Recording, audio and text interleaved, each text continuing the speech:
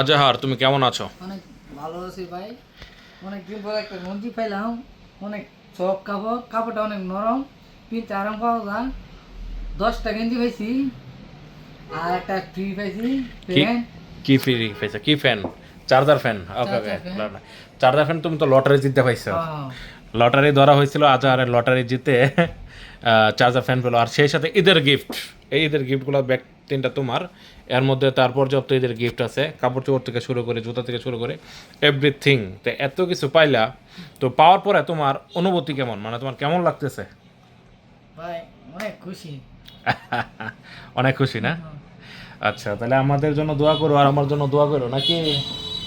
দোয়া কি চাইতেই বোন এমনি করবা? ভাই, মন থেকে তো কথা দূর আমি ফোন দিয়েছো, আমি খালি সাথে সাথে এসেছি কাজটা চলাইতে।